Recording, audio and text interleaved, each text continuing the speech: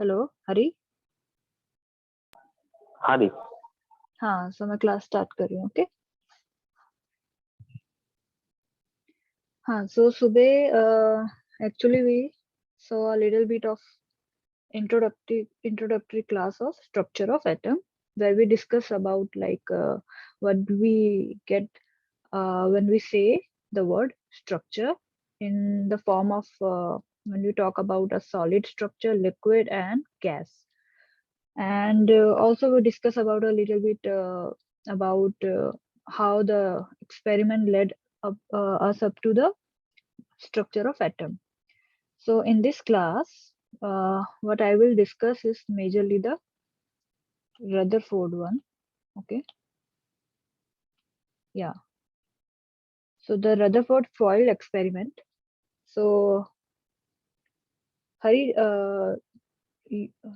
तुमको Rutherford foil experiment तो clear है ना? हाँ, गोल्ड फॉइल वाला ना। हाँ, गोल्ड फॉइल एक्सपेरिमेंट में from before, because हाँ there was a Thomson model है ना, which was also called a plum pudding model. और उसमें जो था उसमें न्यूक्लियस को बीच में माना गया था, but the electron were like a seed of a watermelon, वो कहीं पे भी प्लेस थे। करेक्ट। बट वो फेल हो गया। हाँ, वो फेल हो गया। What was the reason behind the failure? कि वो हमें पता चला था कि जो हमारा इलेक्ट्रॉन्स होते हैं वो कक्षा में घूमते रहते हैं। ये जब आया तो इसको एक्सप्लेन नहीं कर पाया वो, और फिर तो फेल। हाँ, तो एक्चुअली ये उसका फेलियर का सबसे बड़ा रीजन था जो एक्सपेरिमेंट किया था रदरफोर्ड ने, that was a gold foil experiment done by Rutherford. उस एक्सपेरिमेंट में कुछ ऑब्जर्वेशंस ऐसी थी जो थॉमसन का मॉडल उसको जस्टिफाई नहीं कर रहा था। अब वो कौन सी ऑब्जर्वेशन थी? जब जब वो एक्सपेरिमेंट हुआ था, सो उसमें तुमने देखा होगा, एक सेकेंड, मैं यहाँ पे छोटा सा ड्रॉ कर लेती हूँ ताकि तुम्हें याद आ जाएगा।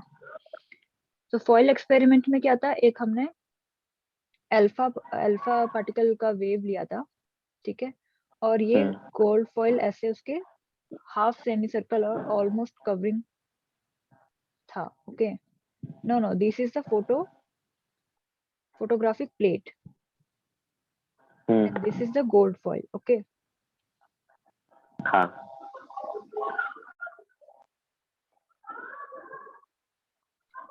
तो जब इसने यहाँ पे स्ट्राइक किया था, तो ये जो स्कैटरिंग एक्सपेरिमेंट था उसमें ऑब्जर्वेशंस जो आई थी वो क्या आया था कि सबसे पहला पॉइंट था कि जो अल्फा पार्टिकल है, मोस्ट ऑफ देम वो सीधे निकल गए। हाँ, पास थ्रू। करेक्ट।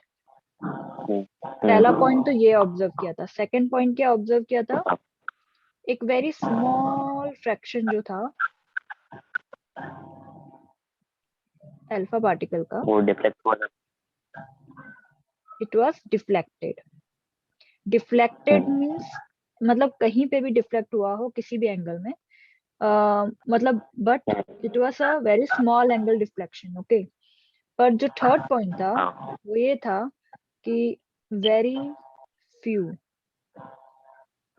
जो थे, like 1 in 20,000, they bounced back.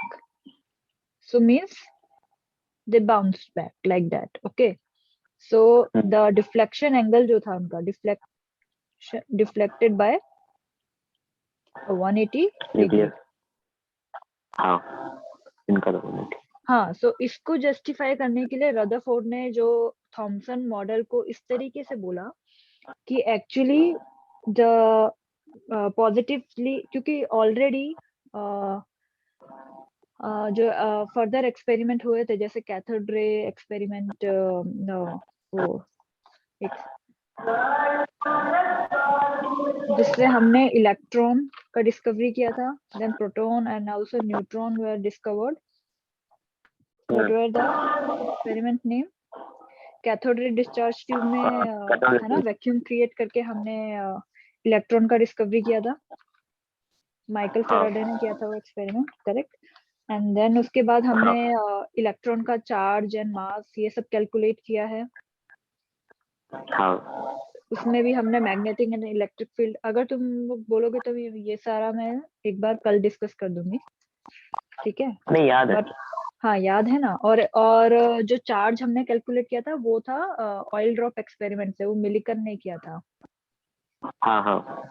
हाँ वो ऑयल ड्रॉप एक्सपेरिमेंट था, उससे हमने चार्ज निकाला था। और मास और इलेक्ट्रॉन का जो चार्ज है वो उसने कैसे एक, जो एक्चुअली वो वाला एक्सपेरिमेंट था ना जिसमें हमने जो गामा रेस थी उसको पास करवाया था। तो ऐसा था ना एक्सपेरिमेंट अपना, ये गामा रे। चार्ज प्लेट्स थी, पॉजिटिव नेगेटिव, ठीक है। और यहाँ से ये अपना वो कौन सी अल्फा रेस पार्टिकल थी थे। ये, अल्फा पार्टिकल थे ना। हाँ गामा में तो कोई चार्ज ही नहीं होता है तो वो डिफ्लेक्ट ही नहीं होता, पर ये अल्फा पार्टिकल है जो हाँ पॉजिटिव इन नेचर थे। तो ये किस तरफ को मूव करेंगे,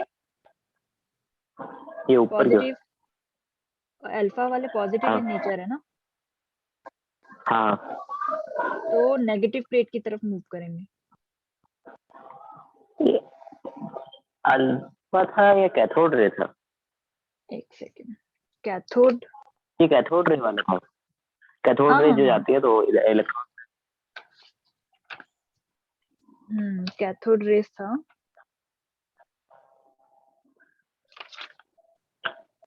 तो नेगेटिव कैथोड चार्ज रे, हाँ नेगेटिव हाँ चार्ज हाँ, पॉजिटिव की होता है। टुवर्ड्स द तो एनोड इतने टर्मिनल नेगेटिव। के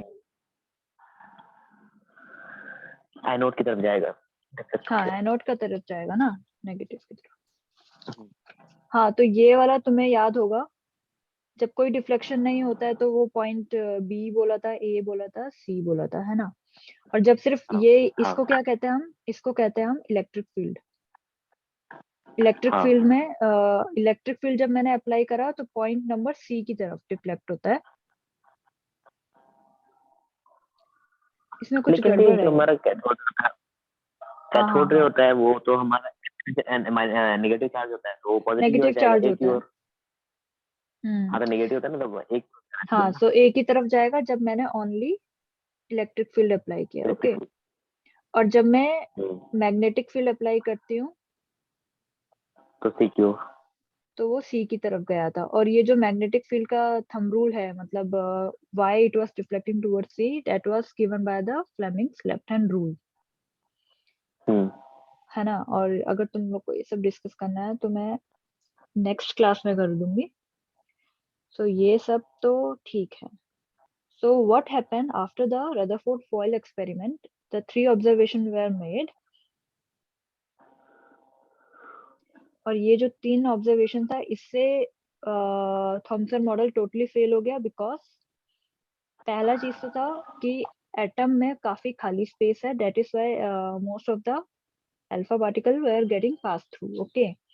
ऑल्सो जो हम्म। डिफ्लेक्शन हुआ है, it means little bit of deflection जो डिफ्लेक्ट हुए हैं हमारे, तो उससे क्या कंक्लूजन निकला था, अगर डिफ्लेक्ट हो रहा है तो तो उनका मतलब है कि पॉजिटिव चार्ज से हमारा टकरा के वापस आ रहा है अल्फा पार्टिकल। मतलब हाँ बट मतलब एकदम पॉजिटिव चार्ज से नहीं नेट में टकरा से। रहा है। अगर जो एकदम पॉजिटिव चार्ज से टकरा रहा है वो वेरी फ्यू थे, लाइक तो न्यूक्लियस हाँ हाँ से थोड़ा सा भी पास से जा रहा था तो डिफ्लेक्शन हो जा रहा था, है ना। तो हाँ वो स्मॉल फ्रैक्शन है। और जो वेरी फ्यू वाले हैं हाँ। वो हैं जो ऑलमोस्ट लाइक न्यूक्लियस से काफी काफी क्लोज गए हैं, तो 180 डिग्री हो गया उनका डिफ्लेक्शन एंगल। हम्म। तो ये सारा जो है हमारा कंक्लूडिंग था रदरफोर्ड का। And then he gave his own model जिसको हमने रदरफोर्ड मॉडल बोला था, ओके। जिसको हम ऑल्सो कहते हैं solar system like kind of model, because it is like it was suggested that the nucleus is at the middle of the atom and the electron, they are circulating the nucleus like in a orbit, okay। तो ये तो Rutherford का model था but the stability, the atom stability वो ये justify नहीं कर पा रहा था। And what were the reason behind कि क्यों नहीं जस्टिफाई कर पा रहा था, बिकॉज मैक्सवेल ने मैक्सवेल अकॉर्डिंग मतलब मैक्सवेल का ये statement, not just a statement, it was a fact that the electron, when it rotates, because it is a charged particle, so when any charged particle is moving or rotating in a orbit or in any particular path, तो वो क्या करता है, it emits the radiation, means it dissipates the energy. So वो ऐसे energy loss करेगा, radiation emit कर रहा है, तो finally क्या होगा कि वो fall डाउन हो जाएगा न्यूक्लियस न्यूक्लियस पे, करेक्ट. सो द एटम का स्टेबिलिटी था वो क्वेश्चन में आ गया, ठीक है. तो ये रदरफोर्ड का मॉडल का लिमिटेशंस है. Secondly, the electronic structure, because now अगर कोई भी किसी भी एटम का स्ट्रक्चर या मॉडल डिफाइन करने जा रहा है, any person, any scientist, so there should be everything should be fall in place. So the electronic structure जो था, like how the electrons are going to be filled inside any atom, okay, जिससे हम कहते हैं like hydrogen का एक electron है, then जैसे एलिमेंट्स एटॉमिक नंबर बढ़ रहा है तो इलेक्ट्रॉन, क्योंकि हमें पता है प्रोटॉन तो न्यूक्लियस के अंदर है, बट इलेक्ट्रॉन को हम कैसे फिल करें, because now you are saying that they are rotating, they are orbiting around nucleus, so how they are going to be filled in an atom. So वो electronic structure जो है वो भी question में आ गया, और वो भी रदरफोर्ड उसको आंसर नहीं कर पाया. The second cheese was the atomic spectral lines. This we will discuss later on. So this was it, okay.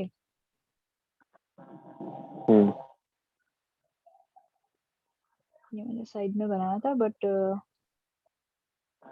more genuine one is this. इससे तुम्हें याद रहेगा कि ये फेल हुआ था, क्योंकि जितने भी मॉडल है ultimately quantum model of atomic, मतलब क्वांटम मॉडल जो है उसको हमने अभी एक्सेप्ट करा हुआ है. तो उससे पहले जितने भी मॉडल्स आए सब में कुछ ना कुछ ड्रॉबैक थे, लिमिटेशंस थी, दैट्स व्हाई उनको डिस्कार्ड किया गया है, ओके. और ये सारा drawback and limitation, they are always based on any fact और एनी एक्सपेरिमेंट जो डन किया, मतलब परफॉर्म किया गया, एंड विद दैट ऑब्जर्वेशन, उसके बाद उसको, अगर वो उसको जस्टिफाई नहीं कर पा रहा है, मतलब डिफेंड नहीं कर पा रहा है, then it will be a false model and then it will be discarded, okay. तो द बोहर मॉडल जो तुमने रीड, आई थिंक तुमने ऑलरेडी पढ़ लिया है, बट बोहर मॉडल के लिए जो मेजर डेवलपमेंट था वो क्या था? So first was the dual nature of electromagnetic radiation, and the second was the atomic spectra. Today I will discuss the dual nature of electromagnetic radiation only. So coming to the electromagnetic radiation, so what, before coming to the electromagnetic radiation, I will discuss what are waves. So wave, बोलो. Wave ऐसा होता है कि मतलब कि कोई particle है तो उसका जो मूव करेगा तो एक मतलब कि एक बार ऊपर जाएगा एक बार नीचे आएगा, तो इस तरह से मूव कर रहा है तो वेव होता है. जैसे कि पानी में हम पत्थर फेंकते हैं, पानी के जो ऊपर वेव बनते हैं उसे वेव एक तरह से वेव बोल सकते हैं. So my one question is कि जो जब भी तुम वेव का बात कर रहे हो तो particularly wave is just a disturbance created, मतलब around your, either it is मतलब air में है, क्योंकि sound wave भी is just a disturbance you create in air, okay. और like हाँ, तो मुझे ये बताओ कि मतलब what is it, मतलब actually किसी भी मैटर में वेव का ट्रेवल करने का ही मतलब वो डिस्टरबेंस क्रिएट जो हमने किया है. तो जैसे कि मान लिया कोई हम चलते हैं अगर, तो हमारे जो हवा टकराती है तो वो भी जब आगे टकराएगी तो वो भी वेव फॉर्म में भी आगे बढ़ेगी, हम जो डिफ्लेक्ट करेगी हमारे सराउंडिंग में. हाँ, तो मैं ये कह रही हूँ, माय पॉइंट इज दिस कि जब डिस्टरबेंस क्रिएट हो रही है तो मैटर में या कहीं पे भी या एयर में भी वो पार्टिकल अपनी पोजीशन में ऑक्सीलेट करता है, बट इट डजंट, मतलब वो मूव नहीं करता आगे फर्दर. मतलब ऐसा नहीं है कि वो अभी किसी एक्स पोजीशन पे है, ठीक है, विद टाइम वो पता चला कहीं मूव करके आगे चला गया, ऐसा नहीं है. It will come back. हाँ, ये या तो ऐसे करके वापस इधर ही आ जाएगा, ओके, तो दिस इज द डिस्प्लेसमेंट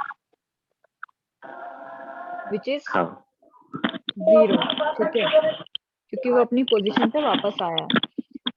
तो actually what is wave is that matter is not transferred, matter अपना पोजीशन में ही है, क्या ट्रांसफर होता है, एनर्जी, एनर्जी। है ना, एनर्जी ट्रांसफर होता है, वही हमारी वेव्स होती है। मैं इसका वीडियो सर्च कर रही थी बट तुम्हें मैं ये ड्राइंग के थ्रू एक्सप्लेन करती हूँ। So look at the point, okay, like if I discuss, कौन सा कलर चूज करूँ,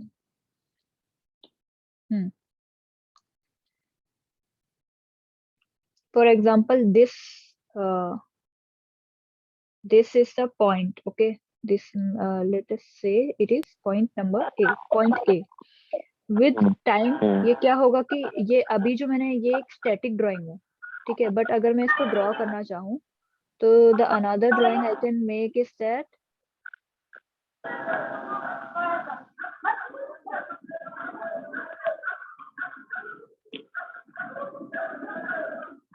ये ना, ये तुमने बहुत ऐसे देखा होगा स्टैंडिंग वेव का, हाँ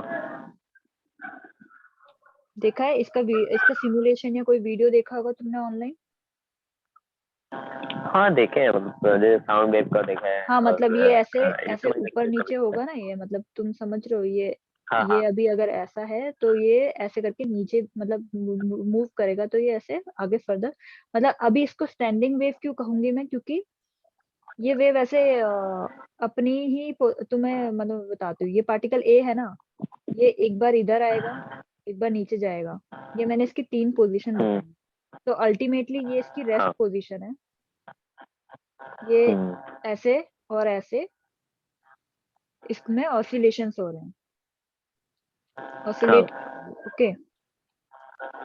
तो ये जो, अब अगर मैं अब तुम इमेजिन करो कि यहाँ पे बहुत सारे पार्टिकल हैं, ठीक है, ये तुम्हारा एयर है और इसमें बहुत सारे पार्टिकल है, उसमें से सिलेक्ट कर लो कि ये तुम्हारा ए है, यहाँ पे बी है, यहाँ पे सी है, यहाँ पे डी है, ठीक है। सो अभी तुम्हारा ए बी सी डी यही वाले पार्टिकल जो है ऐसे ऊपर नीचे एक साथ वो कर रहे हैं, ऑसिलेट कर रहे हैं, तो एक वेव काइंड ऑफ फॉर्म हो रही है, उसको ही उन्होंने स्टैंडिंग वेव बोला है, ओके। और हाँ यही जो है ये एनर्जी ट्रांसफर करने का एक मीडियम है, कि वो इस तरीके से ऑसिलेट करते हुए एनर्जी आगे ट्रांसफर हो रही है। ये क्लियर हो गया ना? हाँ ओके, इसमें 2-3 चीजें तुम्हें नोट करनी है कि मैं अज्यूम कर रही हूँ कि तुम्हें अभी वेव के बारे में कुछ नहीं पता, मैंने तुम्हें थोड़ा सा ऐसे आइडिया दिया है कि, और ये इसका, ये जो रेड लाइन है जो तुम्हें, ये वाली जो रेड लाइन, ये जो रेड लाइन है, हाँ ये टाइम की रेड लाइन है, ठीक है, तो विद टाइम है, हाँ मतलब अगर मैं हाँ, तो ये विद टाइम के साथ मैंने डिनोट करी है, पर अगर मैं किसी भी टाइम, मान लो मैंने एट एनी टाइम यहाँ देखा हुआ है, तो इस टाइम पे मेरे को जो मेरा पार्टिकल दिखेगा वो किसी भी पोजीशन, मतलब कहीं पे भी हो सकता है, पर वो इसी स्ट्रेट लाइन में होगा, हाँ पार्टिकल ए की बात कर रही हूँ मैं, ठीक है। सो वो इस टाइम पे या तो इधर होगा, या तो बीच में होगा, या तो नीचे होगा, बट ठीक है, तो ऐसे करके, और यहाँ पे ये क्या है, this is the displacement, okay. So ये डिस्प्लेसमेंट है, मतलब अपना मेन पोजीशन से वो कितना डिस्प्लेस हुआ है, so the maximum displacement that it can go is called the amplitude, हाँ okay. So this is the amplitude of your waves, and so the amplitude you say is the distance from the, okay, this is rest position to crest, or the rest position to trough, ट्रप्ट। या so that is the one point. जब भी ये wave के बारे में बात करते हैं तो ये सारी चीजें, कॉन्सेप्ट तुम्हारे क्लियर होने चाहिए, तुमने शायद फिजिक्स में भी एक वेव चैप्टर है, वहां पे तुम और different type of waves, longitudinal, translational, ये सारा तुम वहां पढ़ोगे, बट या इस चैप्टर में जो तुम्हें नॉलेज चाहिए वो बेसिक है, which you see that second is the wavelength. जब तुम वेव की बात कर रहे हो, तुमने एम्पलीट्यूड पता हो गया, then what is the wavelength? Wavelength is the distance between any two consecutive between any two crust or trough. Okay, so अगर मैं यहाँ पे देख रही हूँ तो देखो ट्रफ, देखो क्रस्ट क्या है वो ये कुछ नहीं है। देखो रेस्ट पोजीशन से जो तुम्हारा पॉजिटिव की तरफ है उसको मैंने क्रस्ट बोल दिया है ना। पॉजिटिव मतलब ऊपर डायरेक्शन की तरफ, और जो मेरा नीचे की तरफ है नेगेटिव मतलब डायरेक्शन की तरफ, उसको मैंने ट्रफ बोल दिया। उसको मिनिमा मतलब ट्रफ को मतलब ऐसे देखो कि वो एक मिनिमा है, और क्रस्ट को ऐसे देखो कि वो मैक्सिमा है। ओके, अब क्या है कि एनी टू कॉन्जिक्यूटिव का मतलब है they should be one after another, लगातार कॉन्जिक्यूटिव। सो ट्रफ का कॉन्जिक्यूटिव के बीच का जो डिस्टेंस है, डिस्प्लेसमेंट है, that will be the wavelength. और वेवलेंथ को कौन से साइन से, सिंबल से डिनोट करते हैं? That is the lambda. Okay, और सेम तुम या तो ये ट्रफ के साथ किया मैंने, ऐसे में क्रस्ट, दो क्रस्ट लेके कर सकती हूँ, that will also be lambda. Also मैं क्या कर सकती हूँ, अगर मेरा एक पूरा पीरियड या पूरा वेव जो कंप्लीट होता है उसको भी मैं लैम्डा बोल सकती हूँ। जैसे कि यहाँ पे अगर मेरा पार्टिकल था, ठीक है, उसने ये पाथ फॉलो किया और वो फिर से रेस्ट पोजीशन में आ गया। देखो रेस्ट पोजीशन में मतलब था, और मेरे को डिस्प्लेसमेंट देखना है, तो मैं अनादर ऐसे एक पूरा खत्म होने के बाद ऑसिलेशन खत्म हो गया, देखो, ठीक है। हाँ हाँ, तो ये भी मेरा क्या है, ये भी मेरा लैम्डा है लैम्डा। मतलब। हाँ, तो तुम बस एक तो किसी चीज, वेवलेंथ हाँ, हम्म, मैं पूछ रहा था कि एक वेव है हमारी, तो उसका हमेशा लैम्डा सेम रहेगा क्या? देखो ये मतलब हमेशा तो नहीं सेम रहेगा, बट आइडियली अगर, क्योंकि ऐसा नहीं है ना कि तुम्हारी वेव का जो है एम्पलीट्यूड डिक्रीज नहीं होता है, तुम्हारा वेव का मतलब डैम्प होके खत्म नहीं होगी। जब तुम वही पानी वाला एग्जांपल लो, जब तुम एक स्टोन फेंक रहे हो हाँ तो उसका उसका पहले तो सब बहुत बड़ा बड़ा ऐसे बनती जाती है, मतलब ऐसे होती है ना, हाँ फिर धीरे धीरे खत्म हो जाती है। हाँ करेक्ट। तो वो जो है वो ऐसा नहीं है कि नेचर में है तो खत्म नहीं होगा, बट अगर तुम उसको कंटिन्यूअसली एनर्जी दे रहे हो, मतलब अगर यहाँ पे कोई पर्सन या कोई मैंने मतलब वो मैकेनिकल फोर्स दिया हुआ है और वो ऐसे रोप या समथिंग को ऐसे स्टैंडिंग वेव फॉर्मेशन बना रहा है, ठीक है। तो तुम एज्यूम करो यहाँ पे एक मैग्नेटिक मैग्नेटिक नहीं, एक वो रोबोटिक हैंड है किसी का, ठीक है, रोबोटिक हैंड है, और उसमें मैंने मान लो मैंने सेम काइंड ऑफ उसको इलेक्ट्रिसिटी से कनेक्ट कर रखा है, तो वो एक same kind of amplitude generate करता रहेगा बार बार विद टाइम, करेगा ना। अगर वो रोप मैंने उसके हाथ में दिया हुआ है, वो रोबोटिक हैंड है, एंड वो ऐसे एक वेव जनरेट कर रहा है, स्टैंडिंग वेव, एक रोप पकड़ के। ये एक रोप है, मान लो रस्सी है, तो वो स्टैंडिंग वेव जनरेट कर रहा है। अब वो क्योंकि एक, अगर मैं ह्यूमन हैंड बोलूँ ना तो भी उसमें एम्पलीट्यूड में डिफरेंस आ जाएगा, बिकॉज वो हर बार सेम एनर्जी नहीं यूज करेगा। पर मैं यहाँ पे रोबोटिक बोल रही हूँ सो डेट तुम्हें आइडिया हो कि रोबोटिक हैंड तो एक फिक्स एनर्जी यूज करेगा, ठीक है। तो वो उसमें क्या हाँ, होगा वो कि सिमुलेशन एम्पलीट्यूड का भी भी यूज हमेशा हो सकता है।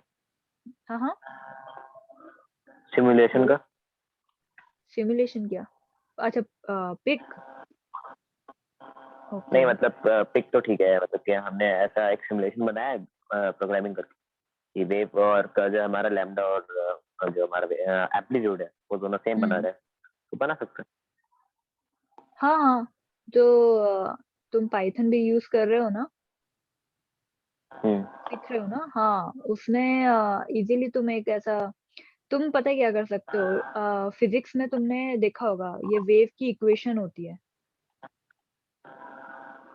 हाँ, इसका तो मतलब कि, जो हमारा ये है तो साइन का वेव है, हाँ, साइन कर्व, साइन एक्स का। कॉस एंड, तो इन तुमने देखा होगा ना, तो उसका विद टाइम टी उसका एम्पलीट्यूड सबका सेम ही रहेगा।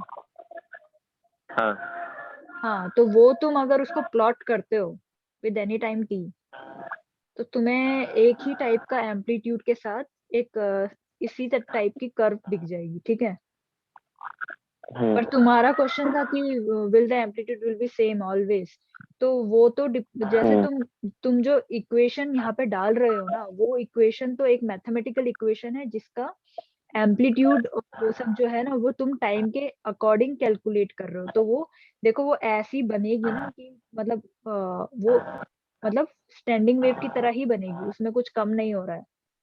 पर मैं फिजिकली हाँ बोल रही हूँ, अगर तुम फिजिकली बोल रहे हो तो फिजिकली क्या होता है कि ये ऐसे ऐसे करके तो डैम्प होके खत्म हो जाएगी ना। हाँ। हाँ, मैं बस वही क्लियर कर रही थी। चलो अब आगे बढ़ते हैं। अच्छा दी, हम्म। जो लाइट भी वेव फॉर्म में चलता है, तो उसका क्या है, मतलब आगे चल के कभी खत्म हो सकता है क्या? लाइट। लैम्डा। हाँ लाइट। हाँ, तो ये जो इलेक्ट्रोमैग्नेटिक वेव्स होती हैं ये हाँ हाँ हाँ, तो ये जब तक इनका मतलब वो क्योंकि एक एनर्जी ही है ना जो हो रही है, तो वो हाँ हाँ वो खत्म होगी, डेफिनेटली खत्म होगी।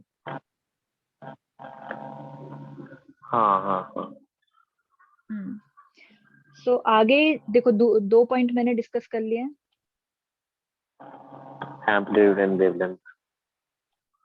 ठीक है, तीसरा है वेव नंबर। सो वेव नंबर क्या होता है? Number of wavelength per unit distance. इसका जस्ट मीनिंग क्या है कि लैम्डा जो डिस्टेंस है उसमें कितनी कितनी वेव आई, टोटल 1।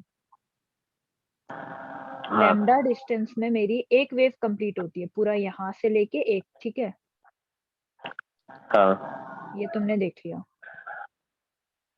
अब लैम्डा डिस्टेंस है, लैम्डा डिस्टेंस, अब ये डिस्टेंस मान लो कोई भी यूनिट दे सकते हो इसका तुम, ठीक है। तो मैंने मान लिया कि वो यूनिट यूनिट डिस्टेंस में कितने वेव होंगे, तो that will be 1 by lambda, and this lambda. Is 1 by lambda is called the wave number, ठीक है। उसको न्यू बार से दिखाएंगे। यस, मैं वही बोलने वाली हूँ, इसका यूनिट होता है वेव नंबर का mu bar. Now coming to the period of a wave, any period of the wave को जिसको हम कैपिटल टी से डिनोट करते हैं, that is the time taken to move through one complete oscillation, ठीक है। एक कंप्लीट ऑसिलेशन मींस इसको पूरा जो लैम्डा डिस्टेंस इसने कवर किया है उसको कवर करने में कितना टाइम लगा है, that is called the period of a wave, okay. Simply यहाँ से इसको यहाँ पे आने में कितना टाइम लगा है, that is the period t, time taken, okay. Now coming to the frequency of a wave. So frequency of a wave is denoted by mu. So it is simply the related to the period of a wave, which is the number of oscillation यहाँ पे जो थे उसी को per unit time कर दिया है, ठीक है। सो मतलब एक सेकेंड में कितना मतलब नंबर ऑफ ऑसिलेशंस वो कर सकता है। So that will be given by the frequency and that will be called as the frequency of that wave, ठीक है। अच्छा, there is a relation between frequency and wavelength, and lambda. that is equal to c by mu, new. lambda equal to c by mu. And what is c here? Light, speed of light. हाँ, तो ये speed of light है, which is 3 into 10 to the power 8 metre पर 8 metre second, पर second. Correct. सो यहाँ से अगर मैं इसका रिलेशन देखना चाहूँ, क्योंकि ये रिलेशन ना बहुत यूजफुल होता है, लाइक लैम्डा द वेवलेंथ।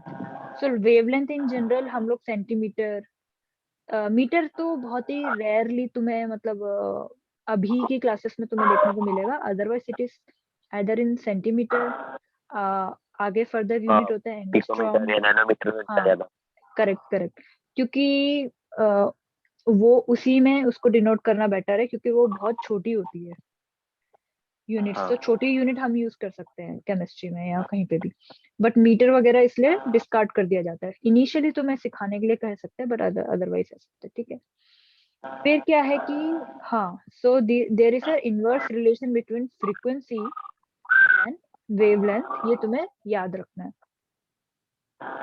अब एक क्वेश्चन है, मैंने यहाँ पे ऐसे ही रखा है तुम्हारे लिए कि if you are looking at this, ठीक है। तो ये एक वेव है लैम्डा 1, ये एक वेव है लैम्डा 2। अभी इसको ऐसे मत देखना कि मतलब ये डैम्प हो रही है कि या इसका एम्पलीट्यूड कम होके खत्म होने वाली है, मतलब हाँ तो मैंने थोड़ा ड्रॉ ऐसे किया है, बट एज्यूम करो इट इज दोनों में आइडियल है। ठीक है। अब दोनों में तुम ये बताओ कि λ1 λ2 में if I am going to compare their wavelength, तो किसका वेवलेंथ में यहाँ पे ग्रेटर साइन आएगा, किधर मतलब स्मॉलर साइन आएगा? λ1 जो है वो छोटा आएगा, मतलब λ2, तो करेक्ट। ये अगर मैं इसका ग्रेटर। क्रस्ट के कंसेक्यूटिव क्रस्ट का डिस्टेंस देखो, दिस इज द λ2, और इसका हाँ। देखो तो this is λ1, so λ1 hmm. Is smaller. Okay. लेकिन एंड ऐसा भी तो हो सकता है, अगर आपने यूनिट नहीं लिखा है तो ये क्वेश्चन गलत भी तो हो सकता है। क्या क्वेश्चन है तुम्हारा? मेरा क्वेश्चन ये है कि अगर आपने यूनिट नहीं लिखा है यहाँ पे, तो बिना यूनिट के तो हम कुछ भी बोल सकते हैं ना। Correct correct correct. यूनिट तो नहीं लिखा है, बट अगर तुम एज्यूम करो कि दोनों को मैंने 0 टाइम से हाँ स्टार्ट किया है ना, टाइम का यूनिट तो मैंने हाँ सेकंड ही लिया हुआ है। हाँ। डिस्प्लेसमेंट भी, जो भी मेरा डिस्प्लेसमेंट है उसको मैं सेंटीमीटर ही मान लूं। अब तो सही है। हम्म। अब तुम देख के हाँ। और कोई क्वेश्चन नहीं कर सकते, सो ये बस अंडरस्टैंडिंग के लिए। सेकंड, तुम फ्रीक्वेंसी का बताओ। फ्रीक्वेंसी।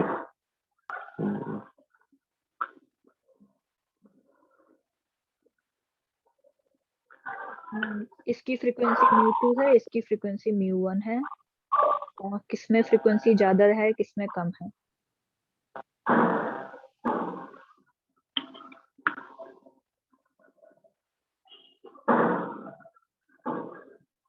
एक मिनट।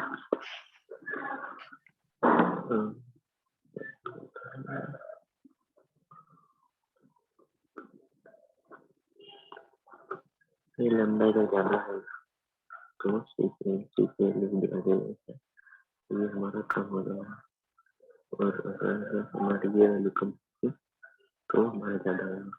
तो कम हमारा कौन सा है? ये। जो हमारा μ1 है वो μ2 से ज्यादा बड़ा होगा। μ1 ग्रेटर है। हाँ, देन μ2। करेक्ट। पर तुमने थोड़ा टाइम ज्यादा लिया है। अगर तुम इस वाले रिलेशन को याद कर लेते जो मैंने यहाँ डिस्कस किया, सो माई लैम्डा किसको इज लगा के? Always inversely to mu, mu is my frequency. तो हाँ, लाइक माई λ2 अगर मेरा बड़ा है, तो मेरा फ्रीक्वेंसी μ2 क्या होगा? कम होगा।